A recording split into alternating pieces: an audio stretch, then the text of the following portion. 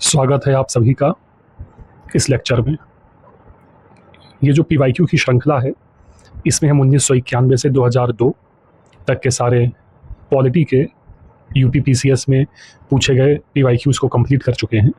और इसी श्रृंखला में आज हम करेंगे UP PCS prelims polity PYQs 2003 by formidable PCS।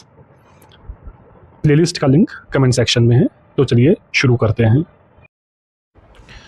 पहला क्वेश्चन पूछा गया है 2003 में। टोटल 9 क्वेश्चंस पॉलिटी से पूछे गए थे, शासन एवं राज्य व्यवस्था से पूछे गए थे।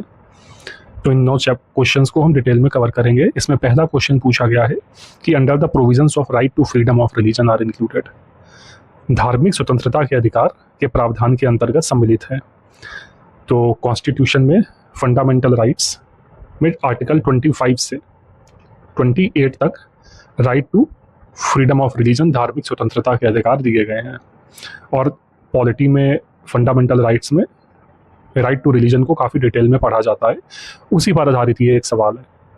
पहले ऑप्शन में पूछा गया है कि राइट टू प्रोपोगेट रिलीजन, धर्म प्रचार करने का अधिकार।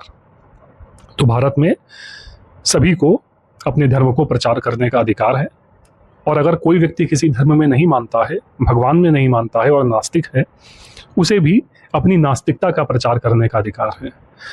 और ये आर्टिकल 25 के अंतर्गत दिया हुआ है। तो जो ऑप्शन नंबर 1 है वो करेक्ट है। अब सेकंड ऑप्शन में ये बोला गया है कि right to the Sikh to wear and carry kirpans, सिखों को कृपाण धारण एवं रखने का अधिकार।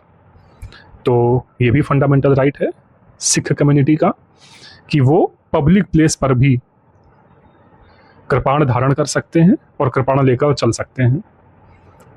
और इसी में एक और याद रखिएगा कि सिखों को पगड़ी लगाने का भी अधिकार है, और इसलिए उन्हें हेलमेट लगाने पर मजबूर नहीं किया जा सकता। अब ऑप्शन 3 में क्या बोला गया है कि right to the state to legislate for social reforms, राज्यों को भी समाज सुधारक विधि निर्माण का अधिकार है। तो ये ऑप्शन भी बिल्कुल सही है, क्योंकि जो धार्मिक स्वतंत्रता का अधिकार है वो एब्सोल्यूट नहीं है। अगर धार्मिक स्वतंत्रता लोक हित में, स्वास्थ्य में नुकसान पहुंचाती है, तो फिर राज्य को यह अधिकार है कि वह उसमें हस्तक्षेप करे। इसीलिए भारत में ट्रिपल तलाक कानून, जो इंस्टेंट ट्रिपल तलाक था, उसे बैन किया गया, क्योंकि वो नारियों के विरुद्ध था। तो जहां जहां भी धर्म के आधार पर भेदभाव होगा, वहां पर स्टेट, जो राज्य है, वो विधि निर्माण कर सकता है। तो ऑप्शन नंबर 3 भी करेक्ट है। और ऑप्शन नंबर 4 है right of religious bodies to secure conversions of people to their own faith. ये ऑप्शन गलत है, क्योंकि भारत में धार्मिक निकायों को लोगों के धर्म परिवर्तन करने का अधिकार नहीं है। अगर कोई व्यक्ति स्वेच्छा से अपना धर्म परिवर्तन करना चाहता है, तो उसका अधिकार हर इंडिविजुअल व्यक्ति के है। लेकिन किसी भी धार्मिक निकाय, ऑप्शन नंबर 4 को ध्यान से देखिए, यहाँ पर रिलीजियस बॉडीज की बात हुई है, यहाँ पर धार्मिक निकायों की बात हुई है। तो कोई भी बॉडी, कोई भी धार्मिक संस्था को ये अधिकार नहीं है कि वह लोगों का धर्म परिवर्तन कराए। तो करेक्ट आंसर होगा 1, 2 एंड 3। तो ऑप्शन नंबर ए करेक्ट हो जाएगा। और यही एक्सप्लेनेशन में लिखा हुआ है कि आर्टिकल 25 के अंतर्गत धर्म का प्रचार करने तथा सिख को कृपाण धारण करने का अधिकार प्राप्त है। राज्य को सोशल रिफॉर्म हेतु कानून बनाने का अधिकार भी प्राप्त है, किंतु लोगों का धर्म परिवर्तन कराना मौलिक अधिकार नहीं है। अगर आपको ये PDF चाहिए तो डिस्क्रिप्शन में टेलीग्राम चैनल का लिंक है, वहाँ से आप इस PDF को डाउनलोड कर सकते हैं और बार बार रिवाइज कर सकते हैं, क्योंकि PYQs मोस्ट इंपॉर्टेंट होते हैं हमारी UP PCS प्रीलिम्स की जर्नी में। नेक्स्ट क्वेश्चन है क्वेश्चन नंबर 2। और क्वेश्चन नंबर 2 में ये पूछा गया है कि the constitution of India does not clearly provide for the freedom of press, but this freedom is implicit in the article. क्या मतलब? भारत का संविधान स्पष्टता प्रेस की आज़ादी की व्यवस्था नहीं करता, किंतु यह आज़ादी अंतर्निहित है कौन से अनुच्छेद में? तो ये क्वेश्चन तो बहुत आसान है और बहुत बार पूछा भी गया है। 4 ऑप्शन दिए हुए हैं। पहले ऑप्शन में है article 19(1)(a), second option 19(1)B, third option 19(1)C and fourth option 19(1)D। तो इसका करेक्ट आंसर है option number A, article 19(1)A में, क्योंकि आर्टिकल 19(1)A हमें कौन सा राइट देता है? आर्टिकल 19(1)A देता है right to freedom of speech and expression, and freedom of speech and expression freedom of press को बिलोंग करती है, ऐसा सुप्रीम कोर्ट ने कहा था। तो सुप्रीम कोर्ट ने कहा था तो कौन से केस में कहा था, ये भी एग्जाम में पूछा जा सकता है। तो वो केस कौन सा था, उस केस का नाम हमें याद रखना है। उस केस का नाम था Romesh Thapar versus state of Madras. और कब हुआ था ये केस? ये हुआ था केस 1950 में, Ramesh Thapar versus state of Madras. Correct answer होगा ऑप्शन नंबर ए, और यही इसके एक्सप्लेनेशन में लिखा हुआ है। फिर नेक्स्ट क्वेश्चन है क्वेश्चन नंबर 3। क्वेश्चन नंबर 3 में ये पूछा गया है कि which one of the following provisions of the Indian constitution deals with the appointment and dismissal of the council of minister. भारतीय संविधान के निम्नलिखित प्रावधानों में से कौन सा प्रावधान मंत्रिपरिषद की नियुक्ति तथा पदच्युति को विवेचित करता है? और 4 ऑप्शन है, article 70, article 72, article 74 and article 75। तो इसका करेक्ट आंसर होगा ऑप्शन नंबर डी, आर्टिकल 75। अब क्यों होगा?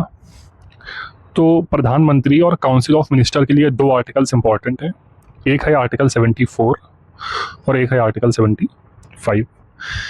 आर्टिकल 74 अनुच्छेद 74 में यह वर्णित है कि राष्ट्रपति को सलाह देने के लिए एक मंत्रिपरिषद होगी, एक काउंसिल ऑफ मिनिस्टर होगा, तथा राष्ट्रपति मंत्रिपरिषद द्वारा दी गई सलाह को एक बार वापस कर सकता है, लेकिन यदि वही सलाह फिर दी गई तो राष्ट्रपति वो सलाह मानने के लिए बाध्य होगा। आर्टिकल 74 इंपॉर्टेंट है, लेकिन इस क्वेश्चन का आंसर आर्टिकल 75 है, क्योंकि आर्टिकल 75 में appointment and dismissal of the council of minister के बारे में लिखा हुआ है। आर्टिकल 75 में लिखा है कि राष्ट्रपति प्राइम मिनिस्टर की नियुक्ति करेगा और फिर प्राइम मिनिस्टर की सलाह पर मंत्रिपरिषद की नियुक्त करेगा, और जो मंत्रिपरिषद के मंत्री होंगे वो राष्ट्रपति के प्रसाद पर्यंत तक अपने पद पर बने रहेंगे। मतलब जो काउंसिल ऑफ मिनिस्टर है वो प्लेजर ऑफ द प्रेसिडेंट तक अपनी पोस्ट पर रहती है। जो इंडिविजुअल मिनिस्टर होते हैं वो प्लेजर ऑफ द प्रेसिडेंट तक अपनी पोस्ट पर रहते हैं, वहीं जो काउंसिल ऑफ मिनिस्टर होती है, जो मंत्रिपरिषद होती है, वह तब तक अपने पद पर रहती है जब तक लोकसभा में उनका बहुमत रहता है। तो इंडिविजुअल मिनिस्टर राष्ट्रपति के प्रसाद पर्यंत तक अपने पद पर रहता है और मंत्रिपरिषद लोकसभा के प्रति उत्तरदायी होती है। ये जो बारीक सी इंफॉर्मेशन है, इस बारीक सी इंफॉर्मेशन को याद रखना है, क्योंकि एग्जाम में ये परेशान कर सकती है। तो इसका करेक्ट आंसर होगा ऑप्शन नंबर डी, और यही इसके एक्सप्लेनेशन में लिखा हुआ है। मैं PDF डाल दूंगा टेलीग्राम ग्रुप पे, वहाँ से आप PDF डाउनलोड करके पढ़ सकते हैं और रिवाइज कर सकते हैं बहुत आसानी से। चलते हैं नेक्स्ट क्वेश्चन की तरफ। नेक्स्ट क्वेश्चन है क्वेश्चन नंबर 4। इसमें यह पूछा गया है कि comptroller and auditor general of India is appointed by. Bharat के नियंत्रक एवं महालेखा परीक्षक की नियुक्ति की जाती है। 4 ऑप्शन है, राष्ट्रपति द्वारा, लोकसभा अध्यक्ष द्वारा, योजना आयोग अध्यक्ष द्वारा या वित्त मंत्री द्वारा। तो इसका करेक्ट आंसर क्या होगा? इसका करेक्ट आंसर होगा ऑप्शन नंबर ए, प्रेसिडेंट या राष्ट्रपति द्वारा। अब comptroller and auditor general, Bharat के नियंत्रक एवं महालेखा परीक्षक, इनका मेंशन कौन से आर्टिकल में है? तो इनका मेंशन है आर्टिकल नंबर 148 से आर्टिकल नंबर 151 तक। लेकिन जो UPPCS का एग्जाम होता है उसमें आर्टिकल 148 से पूछा जाता है। तो आर्टिकल 148 आपको याद रखना है कि कैग से रिलेटेड है, कंप्ट्रोलर एंड ऑडिटर जनरल से। और आर्टिकल 148 में ही ये लिखा हुआ है कि नियुक्ति जो होगी भारत के नियंत्रक एवं महालेखा परीक्षक की वो प्रेसिडेंट करेंगे, राष्ट्रपति करेंगे। और इनका रिमूवल कैसे होगा ये भी लिखा हुआ है। जो ये लिखा है कि कैग का जो रिमूवल होगा वो उसी तरह से होगा जिस तरह से सुप्रीम कोर्ट के जज का रिमूवल प्रोसेस होता है। तो काफ़ी इम्पोर्टेंट क्वेश्चन है और कई बार रिपीट हुआ है प्रीवियस ईयर की। अगर ये लेक्चर सीरीज़ आप फॉलो कर रहे हैं तो प्रीवियस ईयर में भी आ चुका है और आगे भी आने वाले कई सालों में क्वेश्चन बहुत बार रिपीट हुआ है। तो इस क्वेश्चन का आंसर हमें याद रखना है, ऑप्शन नंबर ए सही है आपका। अगला क्वेश्चन है क्वेश्चन नंबर 5। क्वेश्चन नंबर 5 में ये पूछा गया है कि acting chief justice of the supreme court is appointed by. Acting chief justice of the supreme court, Bharat के सर्वोच्च न्यायालय के कार्यवाहक मुख्य न्यायाधीश।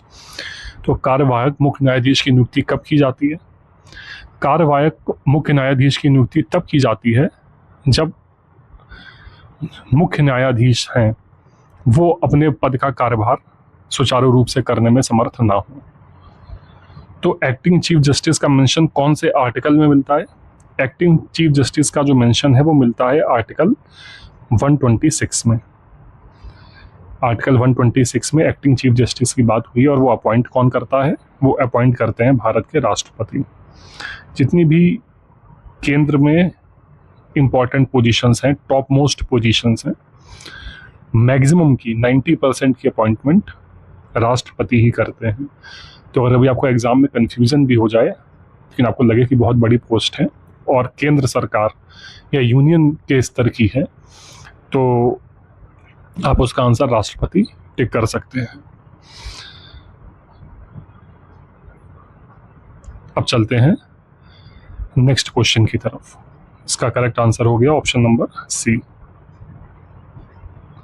और यही चीज़ इसके एक्सप्लेनेशन में भी लिखी है कि acting chief justice of supreme court का अपॉइंटमेंट आर्टिकल 126 के अंतर्गत राष्ट्रपति द्वारा की जाती है।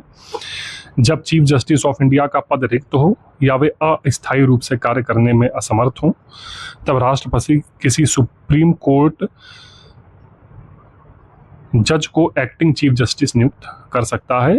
इसी कारण सही उत्तर प्रेसिडेंट ऑप्शन नंबर सी है। अब चलते हैं अगले क्वेश्चन की तरफ। क्वेश्चन नंबर 6 में ये पूछा गया है कि for distribution of powers between the union and states the constitution of India introduces 3 list. ठीक बात है।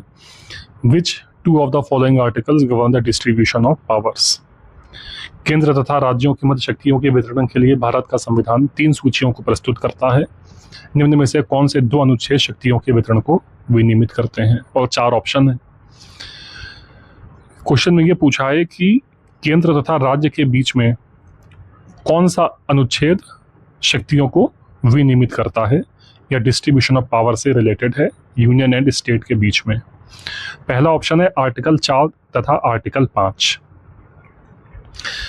Article 4 state and it's territory से रिलेटेड है और आर्टिकल 5 सिटीजनशिप से रिलेटेड है। तो ऑप्शन नंबर ए तो करेक्ट आंसर नहीं हो सकता। ऑप्शन नंबर बी है आर्टिकल 56 एंड आर्टिकल 57। तो आर्टिकल 51 तक राज्य के नीति निर्देशक तत्व या directive principles of state policy खत्म हो जाते हैं।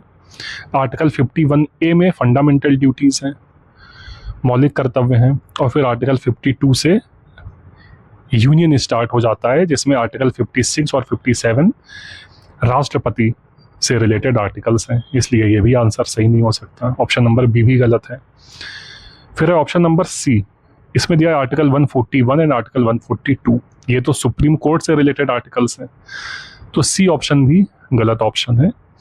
और फोर्थ ऑप्शन है आर्टिकल 245 एंड 246। तो आर्टिकल 245 एंड 246 ये हमारा करेक्ट आंसर है, क्योंकि केंद्र तथा राज्य के बीच में जो लेजिस्लेटिव पावर्स का डिस्ट्रीब्यूशन है वो डिस्ट्रीब्यूशन कैसा होगा, ये आर्टिकल 245 एंड आर्टिकल 246 में लिखा हुआ है। इसलिए करेक्ट आंसर होगा ऑप्शन नंबर डी।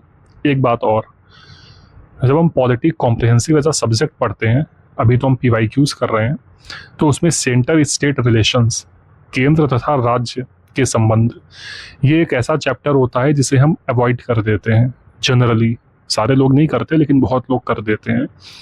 और अब ये देखा जा रहा है एग्जाम का जो इवॉल्विंग पैटर्न है कि केंद्र तथा राज्य के संबंध, सेंटर स्टेट रिलेशन से सवाल बहुत ज़्यादा पूछे जा रहे हैं। तो आपको केंद्र तथा राज्य के एग्जीक्यूटिव रिलेशंस क्या हैं, फाइनेंशियल रिलेशंस कैसे हैं, और लेजिस्लेटिव रिलेशंस, विधायी शक्तियाँ, विधायी संबंध, और वित्तीय संबंध कैसे हैं उनके बारे में पूरी जानकारी होनी चाहिए और अच्छे से होनी चाहिए। तो अगर आपने अभी तक सेंटर स्टेट रिलेशंस अच्छे से नहीं पढ़े हैं तो पहले जाके लक्ष्मीकांत से या किसी और सोर्स से उसे कवर करिए। तो इसका करेक्ट आंसर था option number D.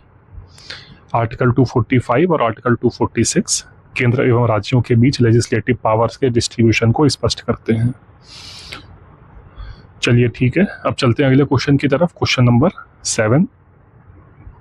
Question number 7 में ये पूछा गया है कि a writ issued by the judiciary enjoining upon the executive to do what it should have done within its stipulated powers is called। एक ऐसी याचिका जो न्यायपालिका द्वारा जारी की जाती है तथा जिसमें कार्यपालिका से कहा जाता है कि वह काम करे जो उसे प्रदत्त शक्तियों के अंतर्गत करना चाहिए था, उस परमादेश को क्या कहते हैं? तो इसका करेक्ट आंसर क्या होगा? ये तो सुप्रीम कोर्ट की रिट का सवाल है, आप सभी को आना चाहिए। इसका करेक्ट आंसर होगा मैंडामस। क्योंकि हैबियस कॉर्पस जो पहला ऑप्शन है वो कब इशू की जाती है? वो तब इशू की जाती है जब कोर्ट ये कहता है कि इस व्यक्ति को मेरे सामने उपस्थित किया जाए तथा हम बताएंगे कि इसे स्वतंत्र करना है या फिर इसे कैद में रखना है। तो हैबियस कॉर्पस इसलिए की जाती है। ऑप्शन नंबर 4 है क्यू वारंटो। इसमें जो कोर्ट होता है वो किसी पब्लिक ऑफिशियल से ये पूछता है कि आप जो पद ग्रहण कर रहे हैं इस वक्त,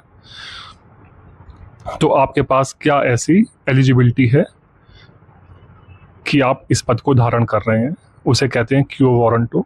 और जो ऑप्शन नंबर सी है प्रोहिबिशन। प्रोहिबिशन में क्या होता है कि सुप्रीम कोर्ट जो होता है वो हाई कोर्ट को मना कर देता है अगर हाई कोर्ट अपनी संवैधानिक शक्तियों को फॉलो नहीं करता तथा उससे आगे जाकर कोई डिसीजन दे देता है।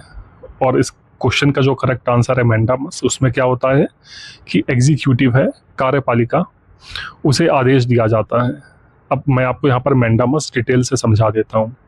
मैंडामस में क्या होता है, मान लीजिए कोई पुलिस स्टेशन में कोई व्यक्ति गया और उस व्यक्ति ने पुलिस स्टेशन में कहा कि एफआईआर दर्ज करो, मुझे इस घटना की एफआईआर दर्ज करानी है, और पुलिस ने एफआईआर दर्ज करने से मना कर दिया।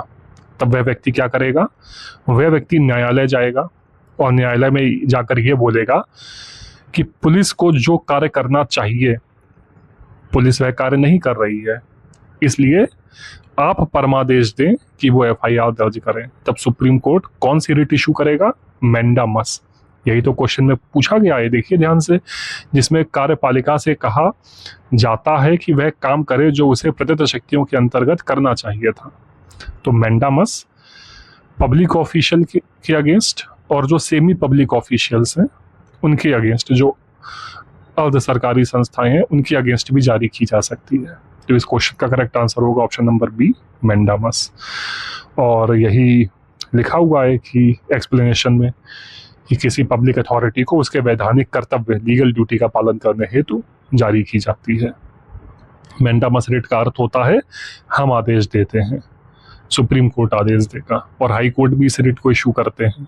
सुप्रीम कोर्ट इशू करते हैं आर्टिकल 32 के अंतर्गत और हाई कोर्ट इशू करता है आर्टिकल 226 के अंतर्गत। चलते हैं नेक्स्ट क्वेश्चन की तरफ, क्वेश्चन नंबर 8 की तरफ।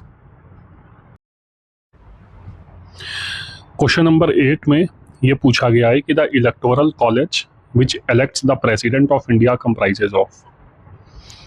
राष्ट्रपति के निर्वाचन मंडल के सदस्य होते हैं।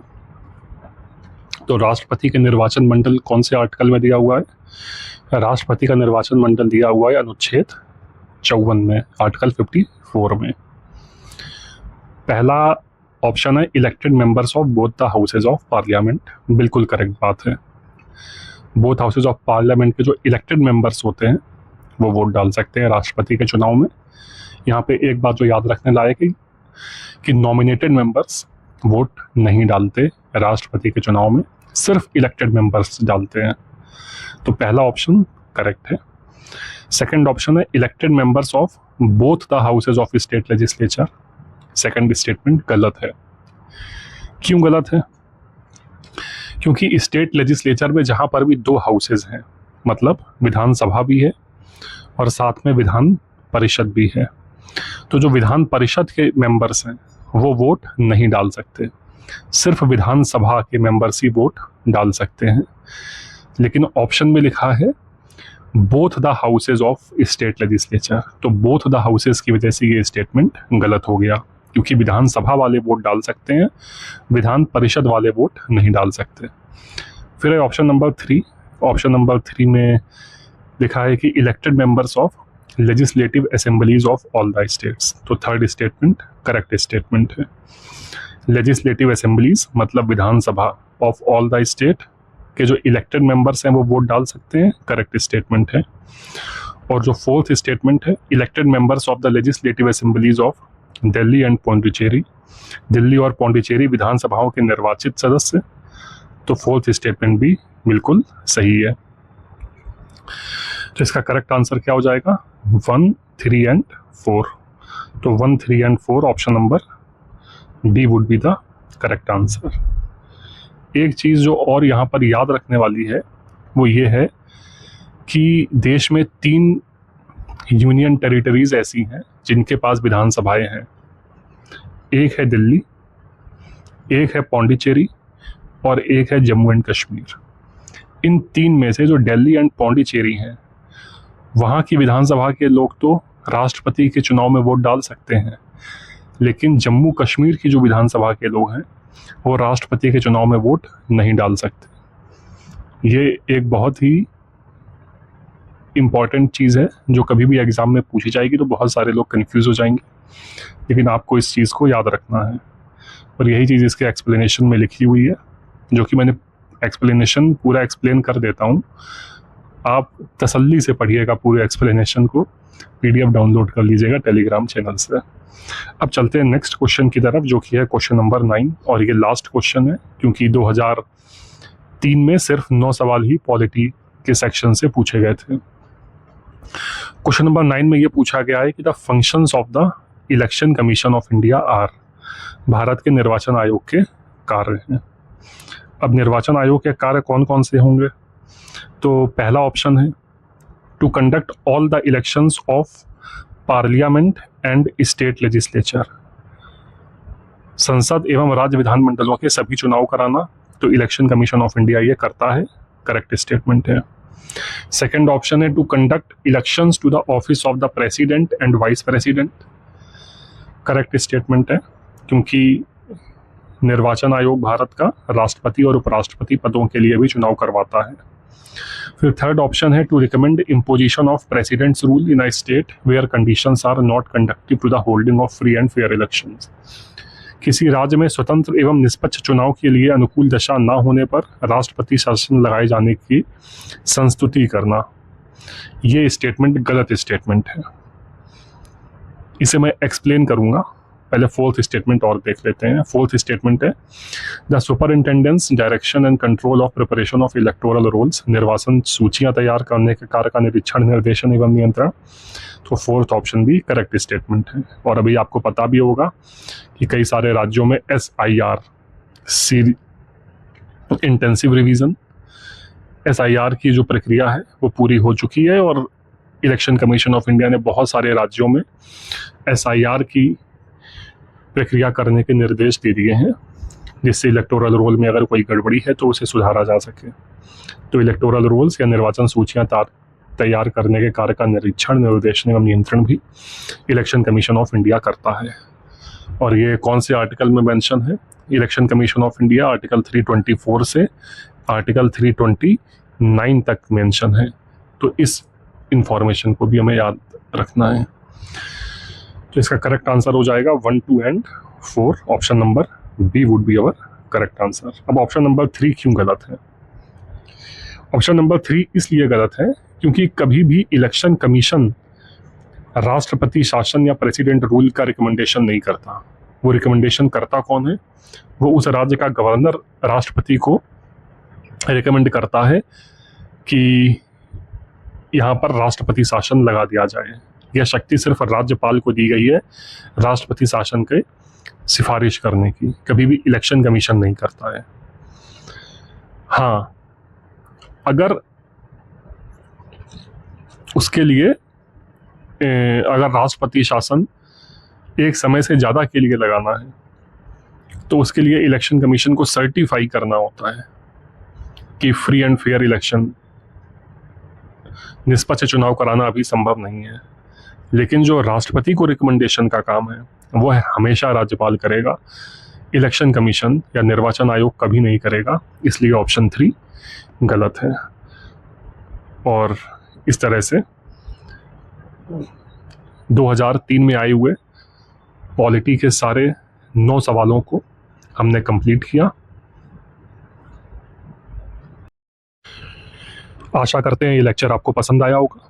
अगर आपको अच्छा लगा और आपको लगता है कि ये किसी की मदद कर सकता है इस UPPCS की प्रिपरेशन जर्नी में, तो इसे अपने फ्रेंड्स के साथ शेयर कीजिए, इसको लाइक कीजिए और कमेंट सेक्शन में बताइए कि लेक्चर आपको कैसा लगा और आपने इससे क्या क्या सीखा। जहाँ तक इस PDF की बात है तो ये PDF आपके लिए ही है, तो ये आपको टेलीग्राम ग्रुप से मिल जाएगी। और खुश रहिए, पढ़ते रहिए। अभी एग्ज़ाम काफ़ी दूर है। जून के स्टार्टिंग में मैं एक वीडियो बनाऊंगा कि 6 महीने में कैसे हम इफ़ेक्टिवली अपने रिसोर्सेज को यूज़ कर सकते हैं प्रीलिम्स में 100% श्योर सिलेक्शन के लिए। तो मिलते हैं नेक्स्ट लेक्चर में, जिसमें हम 2004 के पॉलिटी के PYQs करेंगे। और सारे लेक्चर मैं प्लेलिस्ट में ऐड करता जा रहा हूँ, तो आप प्लेलिस्ट को देख लिया करिए। कल मिलेंगे नए लेक्चर के साथ। बहुत बहुत धन्यवाद।